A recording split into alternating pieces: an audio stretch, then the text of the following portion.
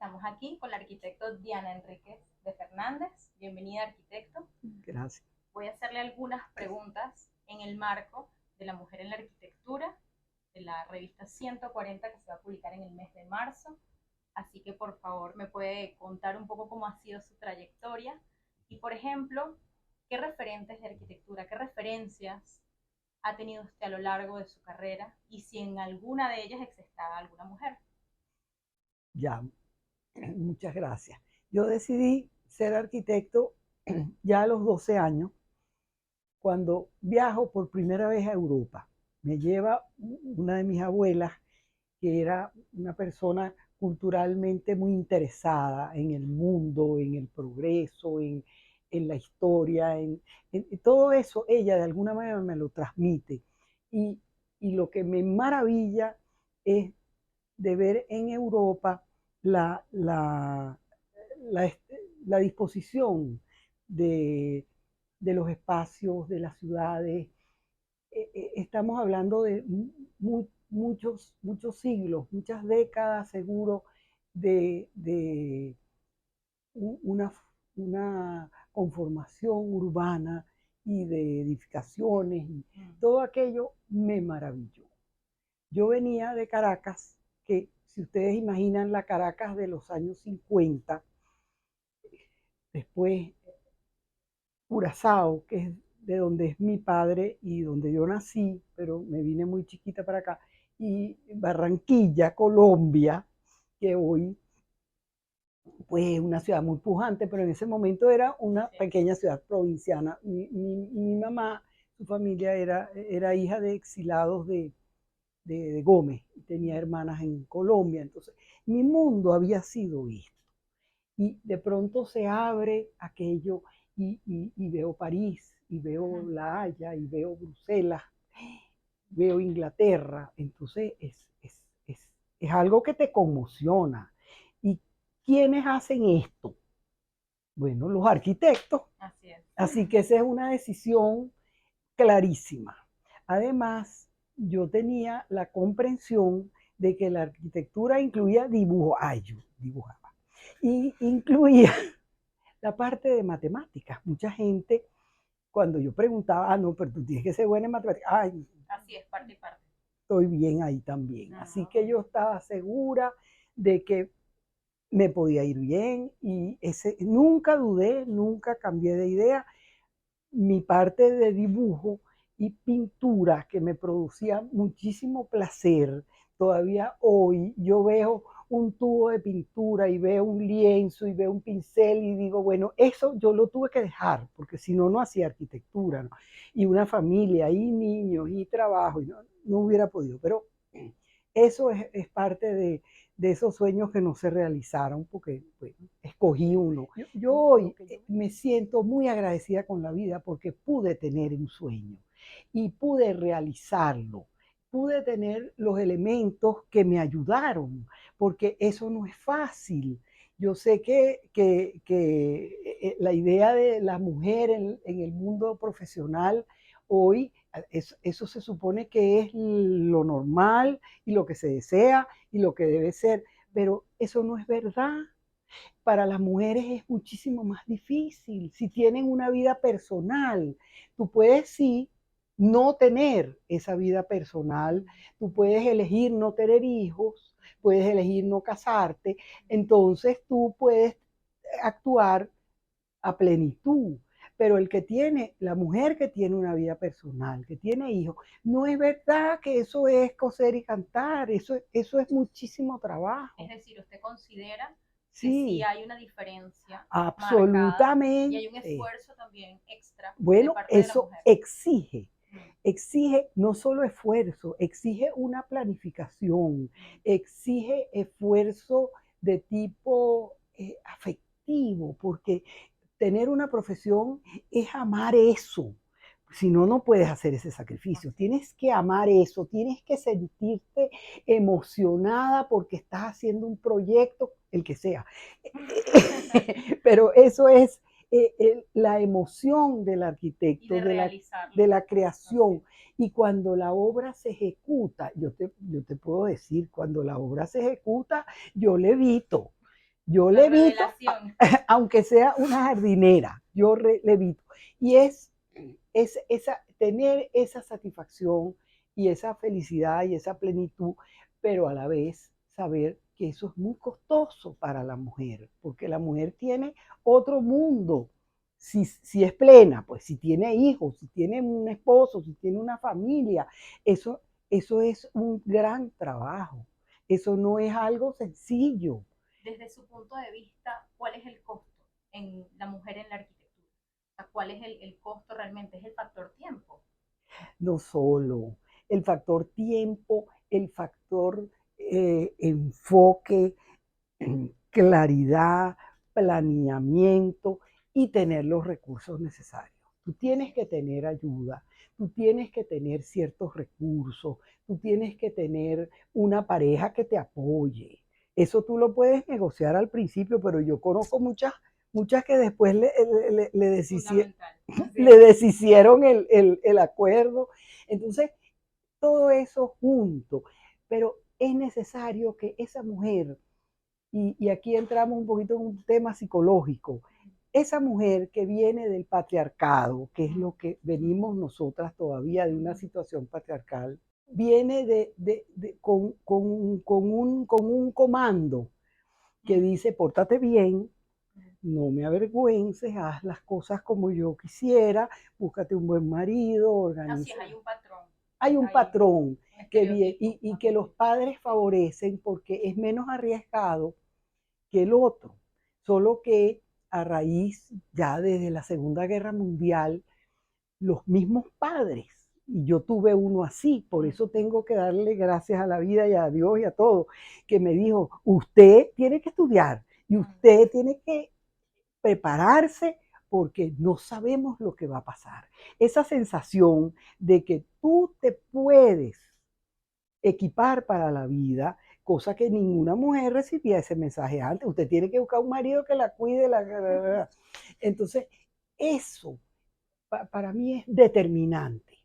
Las mujeres que reciben el otro mensaje, mira, déjame ver si sale bien, déjame ver si puedo, déjame ver si consigo un novio bueno en la universidad y resuelvo este problema. ¿Me entiendes? Es decir, que usted es pro de la preparación, no solo de la mujer, Indispensable sino del ser humano. Claro. del ser humano, la educación como única vía de un mundo mejor, De tener herramientas. de tener herramientas y como yo creo absolutamente en la igualdad entre los seres humanos, yo creo que yo creo en los derechos humanos, yo creo en que todos los seres humanos deben tener oportunidad de desarrollar y que me opongo, pero de alma, a todas estas cosas de que hay grupos más capaces que otros. Creo que el gran milagro de la vida es ese que en todo el planeta, todos los seres humanos, raza que sea, tienen las capacidades iguales si se le da la misma formación y las mismas oportunidades. Y ahorita que toca este tema de igualdad y de oportunidades, Uh-huh. aprovecho para preguntarle, arquitecto, en estos tiempos y a diferencia de otros tiempos que usted también ha transcurrido en su larga trayectoria, ¿qué diferencias sustanciales ve en las oportunidades, si es que las ve, para la mujer en la arquitectura también? Bueno, hay limitación de oportunidades para todos, para hombres y para mujeres. Esa es una realidad porque estamos viviendo una situación, no quiero extenderme porque me sube la tensión. Entonces, este, pero entiendo que la vida humana trata de eso, de momentos de plenitud, de momentos de dificultad, de momentos de éxito y favorecidos y momentos de contrariedad. Y que nuestra capacidad como seres humanos es lograr aprovechar cada una de esas circunstancias. Creo mucho en el desarrollo psicológico, espiritual, afectivo, además del profesional, técnico, intelectual. Creo que debemos integrar todo eso para tener la vida más plena posible. Hay una gran cantidad de retos, sobre todo en las crisis, que es lo que Claro. está mencionando, digamos, entre líneas. Eso Entonces, es. Y la vida se trata de un reto, un gran reto, Eso. que no todo es precisamente color de rosa. ¿No? Así es. ¿Considera usted que las crisis son generadoras de oportunidades, particularmente para la mujer? Como las crisis no las escogemos, Exactamente. no las escogemos. Cuando viene así como si viene un momento beneficioso, tenemos, ¿verdad? La evitamos y nos alegramos y aprovechamos. En la crisis podemos escoger un camino, podemos sentarnos así a llorar o podemos buscar algunas vías que nos permitan aprovechar, desarrollarnos, completar una vida que sea satisfactoria, donde se compensa las limitaciones de las crisis, porque las crisis pueden ser muy dolorosas, muy dolorosas. Así que nadie va a escoger una crisis. La crisis te viene sola y sobre eso tú tienes que montarte. Yo tengo una imagen que es completamente adolescente, pero la comparto. Cuando viene la crisis, yo nunca he hecho eso de montarse en una tabla sobre una ola, nunca. Okay. Pero siempre me han parecido fabulosos los que lo hacen. Maravilla. Eso. Cuando viene una crisis, eso es como la ola. Te tienes que montar ahí y tienes que surfearla. Y tienes que, pues, ese es un momento glorioso porque desde afuera ya se ve. Es realmente buenísimo. Y eso tiene todos los momentos que implica también. Todo es una, sí, es una metáfora de... Arquitecto Diana, aprovechando que está conversando sobre su trayectoria, cuéntenos un poco sobre los referentes que ha tenido usted a lo largo del tiempo para sus proyectos y para el desarrollo de su vida profesional. Mi decisión de ser arquitecto paisajista la desarrollo antes de terminar la carrera de arquitectura. Y la inspiración concreta para esa decisión, que creo que fue de otras personas también, no soy sola, está en el Parque del Este. Ustedes no se pueden imaginar la emoción de un arquitecto observando el Parque del Este en su mejor forma, que fue, digamos, en esa década de los 70 empezando. Te das cuenta, como arquitecto, has ganado una serie de herramientas que te permiten entender la magnitud de esa obra, la importancia de ese trabajo para Caracas, cuando tú relacionas eso con lo que Caracas tenía, que era el Bosque de los Cabos, el Zoológico del Pinar, lo que estaba ahí en... Otros parques de otra escala también. Otra escala, pero algo lejos, y eso que por mi experiencia en otros países yo había visto los parques. Pero una cosa es verlos allá y otra cosa es verlos aquí, verlos en tu casa, verlos en tu espacio. Entonces, yo me maravillo con eso, me maravillo con Burle Marx y con sus dos discípulos estos que son profesores de la universidad, a quienes yo tengo acceso, a quienes voy y le pido ayuda porque yo voy a hacer mi tesis de arquitecto. Yo decido que mi tesis y esa decisión hay que tomarla desde octavo o noveno semestre. Va a ser un tema de arquitectura paisajista. Y eso me lo acepta mi profesor Julio Col Roja. Así que yo realmente me siento feliz porque me han podido decir, no, ese tema no sirve. Tiene que ser una obra de arquitectura en sí, no de arquitectura paisajista. Esto no es un curso de arquitectura paisajista. Y sin embargo me lo apoyaron. Ahora tú tienes que ir, así me dijo, tienes que ir donde un profesor que está aquí, que se llama John Stoddard, que se te va a decir cómo es que tú vas a poder hacer eso. O sea, le tocó la puerta. Bueno, me mandó para allá y yo me le presenté y John con la generosidad y su capacidad verdaderamente de profesional y de conocedor del tema, me orienta y me da pocos libros, pero por aquí es el camino. Y eso me permitió completar esa tesis, pero cuando la terminé me dijeron, ay, eso no es suficiente, tú tienes que hacer un edificio ahora. Entonces hice un centro recreacional dentro de ese parque. Bueno, fue una experiencia muy buena y realmente... Eso fue parte fundamental de su camino. Porque eso fue, ahí ¿no? Empieza mi camino. Pero cuando yo me gradué de arquitecto y quiero ser arquitecto paisajista, yo no puedo hacer más nada aquí porque no había posgrado, no había curso, no había nada. Pero no importa, yo iba a seguir y consigo trabajar con Robles Piquer. Porque con Stoddard ahora no podía porque ellos no me aceptaban el trabajo a tiempo, medio tiempo. A part-time, medio tiempo. No.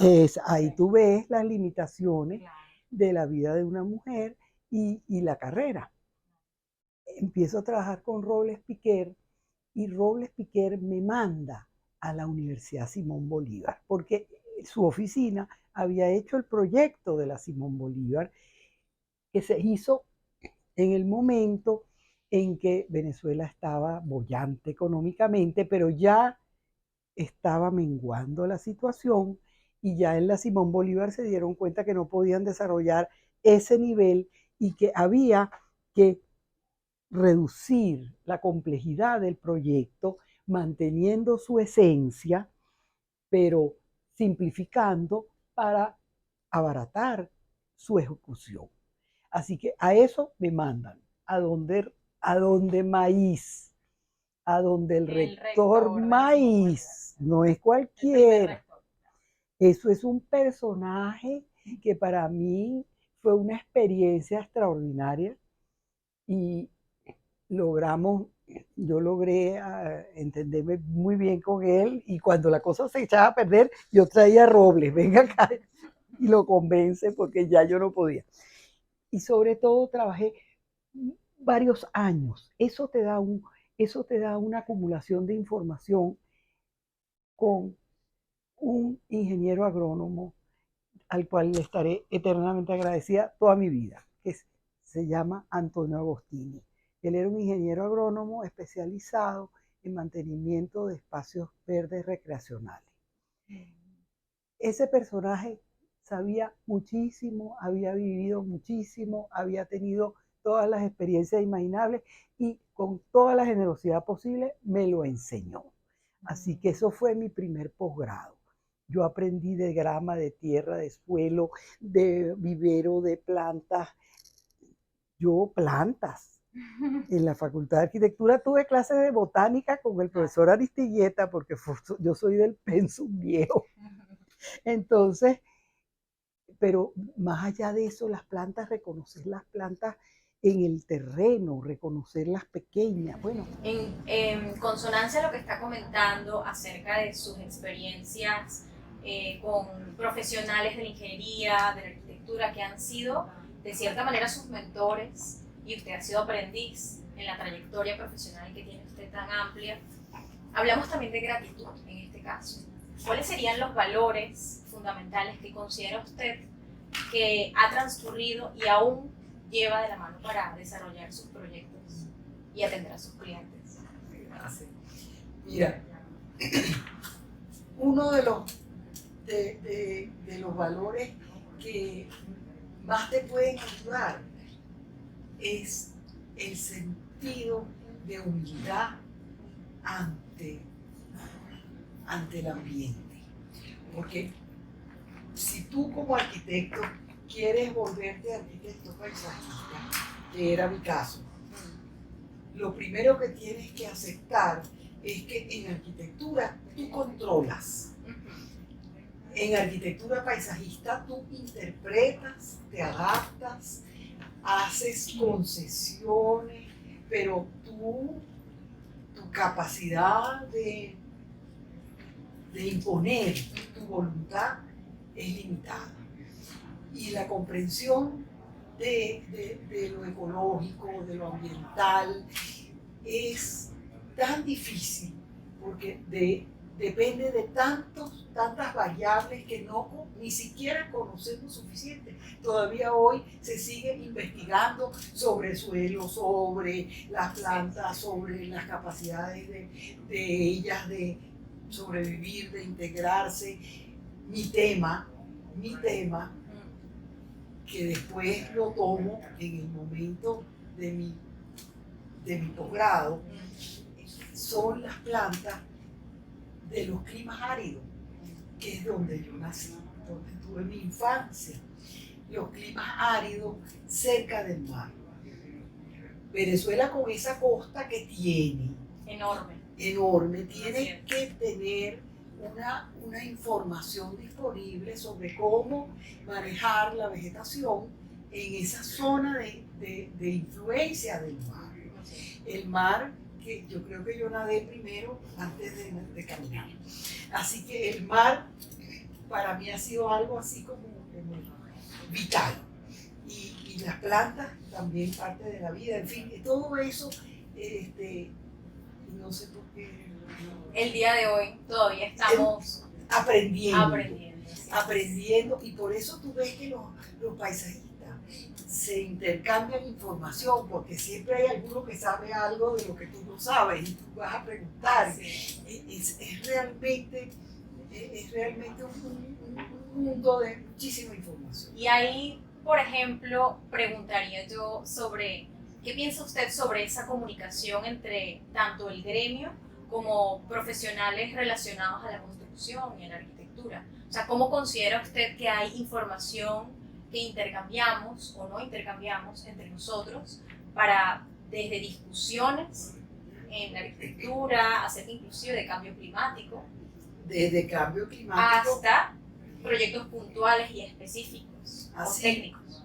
Por eso, las sociedades de arquitectos paisajistas, a diferencia de otras profesiones, en su sociedad tienen una serie de especialistas que no son arquitectos paisajistas, pero que trabajamos juntos. Eso tienen una categoría y nos interesan los ingenieros agrónomos, nos interesan los botánicos, nos interesan los expertos en suelo, los expertos en riego, los expertos en este momento. Hay tanta información que el arquitecto paisajista se nutre de esas figuras, de esos personajes, y mantiene un vínculo de apertura, porque esa información es indispensable. Fundamental. Indispensable. ¿Y usted considera que en el área de la arquitectura paisajista hay colaboración? ¿Es colaborativo? Bueno, como todas las actividades humanas, hay de todo bajo el sol. Pero sí hay una pasión que todas estas diferentes especialidades comparten, y es el inmenso placer de crear un entorno más rico, más sostenible, mejor, y que cumpla más con los objetivos al final que se busca, que es rodearnos de espacios que sean favorables. Así es, y que eleven nuestra calidad de vida como arquitectos y eso. Particularmente usted como arquitecto paisajista. Sí, ese es un reto fascinante, porque no se termina nunca, porque uno de los aspectos de la arquitectura paisajista es que hay que seguir trabajando en eso en forma permanente, porque el mantenimiento es indispensable. Tú puedes hacer tu obra de arquitectura y mira, si lo mantienes bien es excelente, pero si lo mantienes medianamente soporta un buen número de años. Ningún área verde soporta un buen número de años sin cuidado. Esa es una realidad. Y sin la propuesta de mantenimiento, no solo hasta proyecto, ahí no termina nuestro trabajo. No, eso sí, eso sí. Con una propuesta de mantenimiento a largo plazo. Así es. Arquitecto, una pregunta con respecto a sus proyectos, de la gran cantidad de proyectos que usted tiene en su portafolio y la trayectoria que además tiene, que ha recolectado durante muchos años. ¿Cuáles considera usted que es un proyecto del cual usted puede estar sumamente orgullosa o que considera insigne para usted? Mira,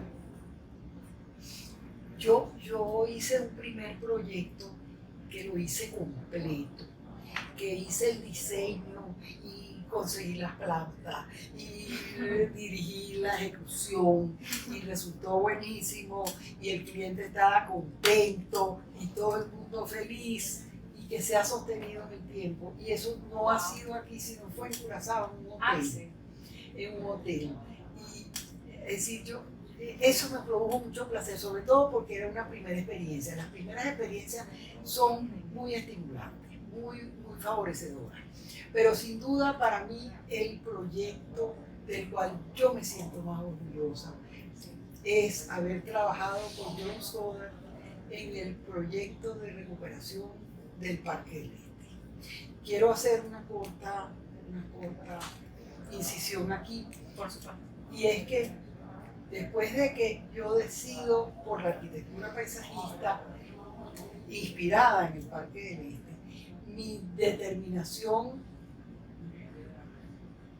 la palabra sería definitiva, era yo tengo que hacer algo por este Parque del Este, que en este momento no sabía lo que era.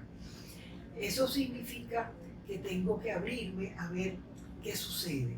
Y empiezo a acudir a los congresos internacionales de IFLA, que es la Federación Internacional de Arquitectos Paisajistas, a la cual Venezuela pertenecía desde sus primeros, fue de los primeros miembros.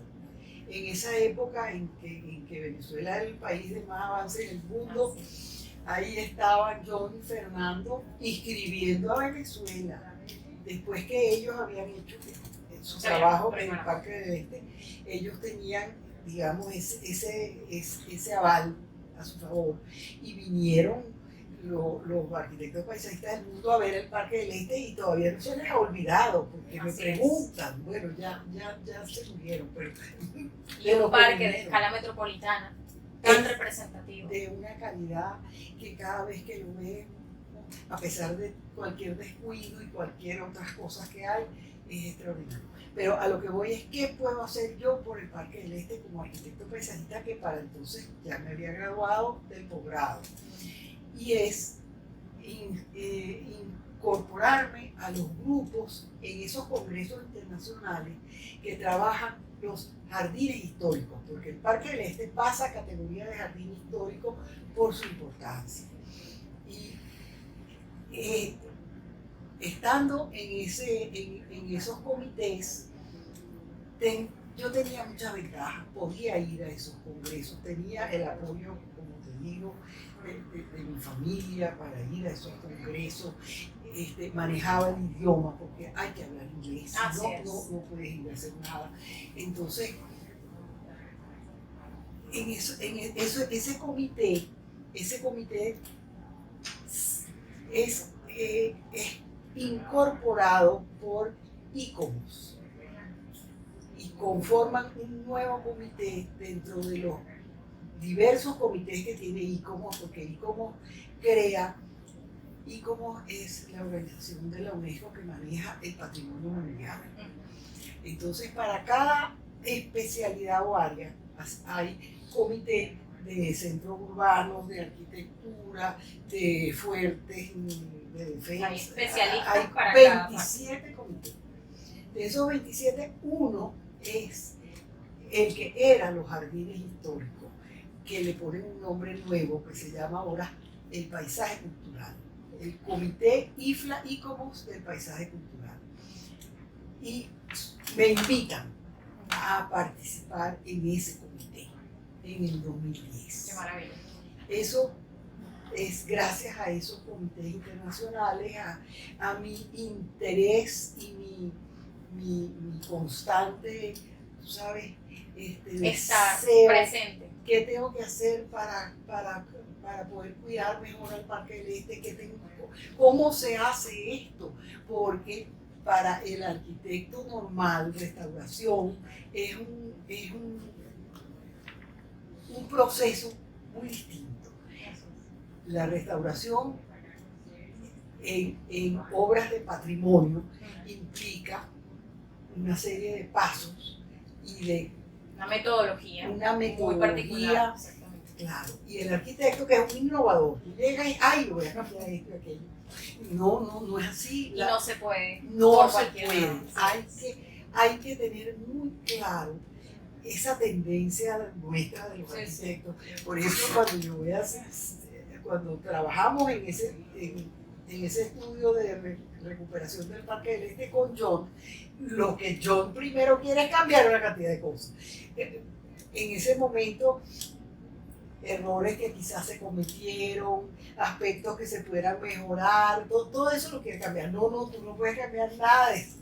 Entonces, es importantísimo tener muy claro, y existen esos lineamientos, están escritos, están disponibles para si está normado y dentro de ciertos parámetros uno puede moverse para hacer la restauración. Y es necesario esa información antes de tocar aquello.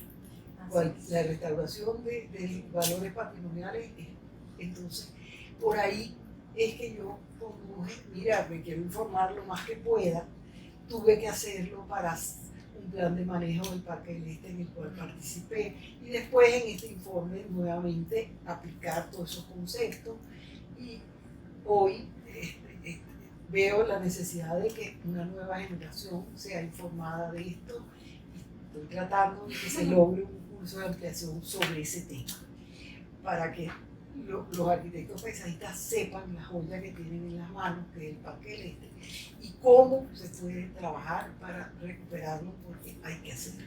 Eso está muy interesante, arquitecto, y posteriormente iremos a conversar un poco sobre su curso, que me comentó previamente tras cámaras acerca de un curso.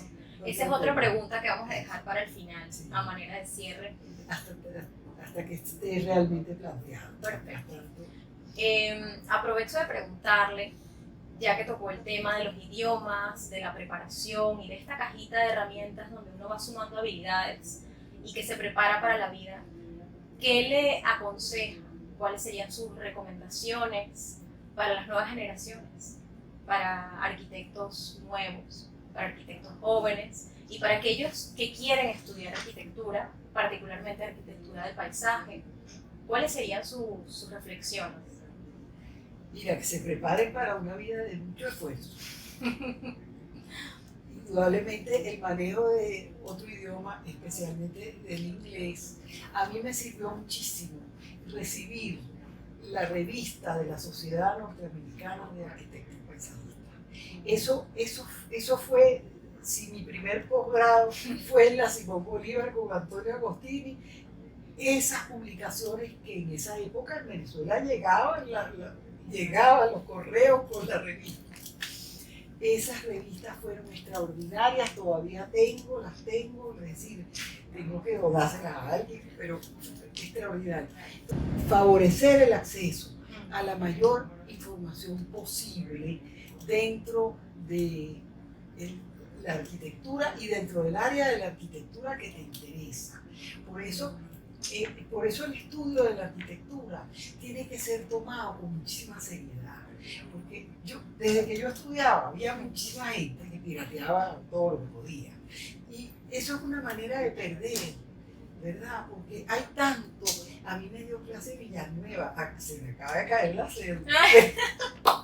Usted que tuvo el privilegio de compartir el aula como alumna del arquitecto Carlos Raúl Villanueva, Claro. ¿Qué experiencias nos puede compartir? ¿Qué reflexiones o qué valores considera usted que le ha compartido? Realmente, delegado. Uno no podía creer, este señor fue el que hizo toda esta universidad con tantos detalles que a lo largo de la vida tú sigues yendo a la Universidad Central y sigues viendo detalles que te admiran, que te sientes conmovida. Y a diferentes horas. A diferentes horas, las luces, el mismo concreto. En muchos otros lugares ha tenido un desempeño mucho peor, no sé qué hizo él para que hasta eso funcionara realmente. Me siento, entre las cosas que tengo que agradecer, pues fue él. Y él y Leandro Aristeguieta también, que fue otro de mis grandes maestros, porque he nombrado a John y a Fernando, pero Leandro Aristeguieta, que dirigió mi tesis de maestría en arquitectura paisajista sobre este tema de las plantas de la orilla del mar. Entonces, es necesario es necesario que te guste mucho. Si no te gusta mucho, búscate otra profesión, porque esto requiere una dedicación que solo si te produce muchísimo placer. Porque es un camino arduo. Es arduo, Es un camino arduo. requiere muchísimo, tienes que profundizar, tienes que afirmarte con tanta información que no es recomendable si no estás muy seguro. Si no estás muy seguro, búscate otra cosa. Hay muchos emprendimientos más fáciles que este. Este es de los más complicados de la vida. ¿Hay alguna referencia de arquitecto mujer que usted tenga presente o haya tenido presente? Siempre me ha llamado muchísimo la atención la arquitecto mujer, porque ella sí entiende lo que yo he pasado. Los arquitectos hombres no pueden saber. Colegas de usted que Sí. la comprenden. Ay, sí. Comprenden. Es la realidad. Y indudablemente me interesa y hay en toda arquitecto mujer, yo siento me interesa conocerla, me interesa saber cómo lo hizo, porque es muy complejo, es muy exigente. Hay profesiones mucho menos exigentes que esta, así que... ¿Usted considera que el rol de la mujer en la arquitectura y su manera de desenvolverse en la profesión ha cambiado desde que usted trabaja en la arquitectura hasta el día de hoy en comparación? Bueno, ha cambiado por, primero, una presencia femenina poderosísima. Ya desde que estoy estudiando, se notaba que había muchísimas mujeres estudiando esta misma profesión, interesadas, apasionadas, en fin. El asunto numérico, que las mujeres que estaban antes eran como dibujantes, como secretarias, como asistentes, pero la preparación para arquitectos y en la lista que ustedes manejan, pues todas esas mujeres se han ido formando en estas últimas décadas. Ya te cambia la visión, ¿no? Y toda la situación del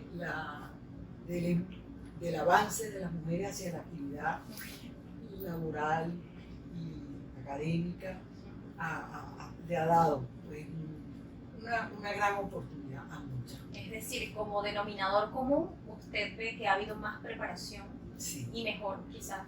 Claro, y que las que tenían, sobre todo las que tenían el interés y el deseo, como era mi caso, había oportunidad, porque antes no se podía. La generación de mi mamá no tuvo acceso a estudiar, no sé si... Y esa es una diferencia sustancial. Absolutamente. Por supuesto. Y que la misma sociedad patriarcal, la que era inteligente y tenía visión de futuro, como fue mi caso, mi padre nos dijo a sus 5 hijas, ustedes todas tienen que estudiar aquí, tienen que buscarse qué es lo que les gusta y tienen que tener éxito y les tienen que ir bien, es decir, es un comando. Y se les dio el apoyo. Y se les dio el apoyo, pero es una situación que antes no existía. No era usual, no era lo normal. No, Así es. no era, fue No la había esa primera, opción. fui parte de una primera generación a la que se le abrió ese camino, se le dio. Además, nosotras las mujeres venezolanas teníamos la Universidad Central, aquella maravilla, aquella belleza. A la disposición. A la disposición. Eso es algo, yo no olvido jamás el día que yo fui a la universidad, había 2 personas delante de mí para hacer la inscripción. Es decir, fue maravilloso. Me estaban esperando. Así Entonces, es. Estaban esperando por usted. Sí, buenísimo. Realmente es una experiencia extraordinaria. ¿Y qué es lo que considera que más le apasiona de su área? De mi área considero que cada vez se me abren nuevas interrogantes, nuevas inquietudes, aspectos nuevos en los cuales interesarme y profundizar.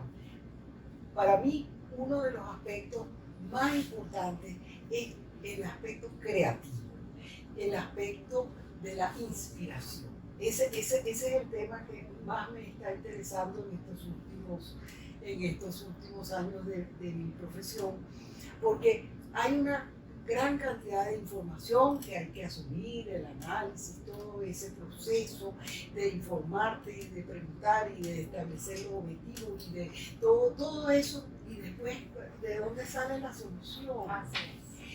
Ese momento de la creatividad en que somos aliados de los dos, en que somos aliadas de las musas. Cuando la musa llega. Cuando la musa llega. Ese momento es algo extraordinario. Ahorita yo estaba revisando un libro y me lo traje para mostrárselo a ustedes, sobre esa inspiración.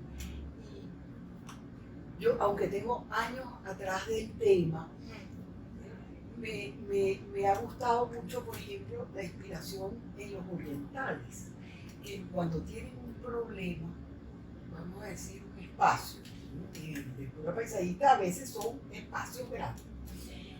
El diseñador tiene que sentarse delante del problema, debajo de alguna sombrita si la consigue, y realmente lograr un vaciar de pensamiento y dar apertura a que el inconsciente te dé la solución. Eso a mí me ha funcionado muchísimas veces y me parece genial.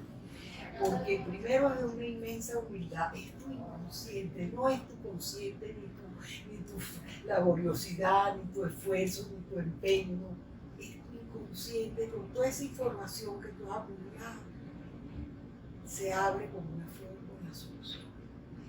Eso para mí es mágico, y eso hay que enseñárselo a los muchachos.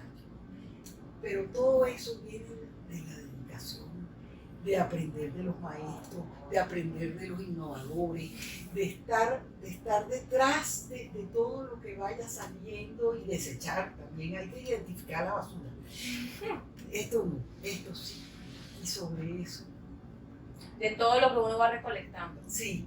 Que sí. es discriminar información. Discriminar. Así es. Discriminar. Esa palabra. En el buen sentido, por supuesto. Sí, en el buen sentido. Desde luego. Y para, digamos, resumir esa parte que está comentando acerca de la inspiración y de la musa, ¿en qué se inspira Diana Enríquez? ¿En qué se inspira el arquitecto paisajista Diana Enríquez? Como te digo, en arquitectura paisajista, la inspiración viene de lo que ese espacio ambiente, de ese ambiente natural o X, construido no, porque ya estamos en arquitectura. La solución para arquitectura es otra, aunque tú haces lo mismo, tú le metes toda la información a tu programadora y entonces el inconsciente te da una solución. En este caso, tú te refieres a un espacio de la naturaleza. Puede ser un pequeño jardín, una jardinera, o puede ser el Valle de Satenea o el Valle de Caracas. Ese ya es el área de tu búsqueda, donde tú quieres proponer una solución. Tienes que haberte formado muy bien, tienes que haber estudiado la parte ambiental para entender todos los procesos que se dan allí. Por eso es tan importante Ian McCart, que es el único autor que voy a nombrar, porque fue realmente definitiva su influencia. Pero en todos los casos creo que la inspiración viene. El inconsciente a veces graba hojitas, graba formas de piedra, de flores, y a ti se te olvida, pero viene con la solución. Entonces, en un trabajo que estaba revisando de justamente ese tema de la inspiración, la inspiración puede ser, en muchos casos, muchos arquitectos paisajistas encuentran una inspiración en una obra, en una obra de escultura, en una forma natural, así que ya eso depende de la inspiración que inspire. Personal, así es. Gracias por sus respuestas, arquitecto.